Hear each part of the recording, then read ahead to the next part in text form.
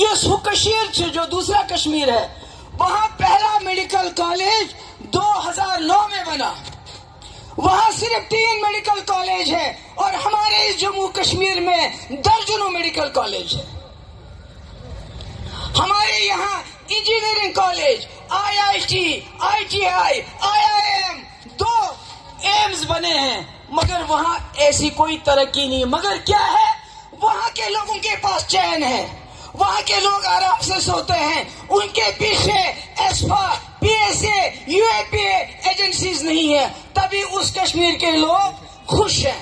ہمارے پاس سب کچھ ہے، ہمارے پاس میڈیکل کالج، ہمارے پاس انجینئرنگ کالج، ہمارے پاس ایمز، ہمارے پاس ترقی ان سے زیادہ، مگر ہمارے پاس چین نہیں ہے، ہمارے پاس سکون نہیں ہے.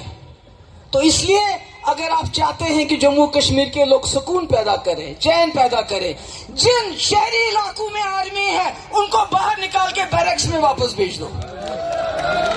اور اس کی مثال آپ نے مفتی صاحب کے ساتھ وعدہ کیا تھا، ٹٹو گراؤنڈ آپ نے کچھ خالی کیا، اس کو خالی کر کے وہاں ڈزنی لینڈ بنائیے.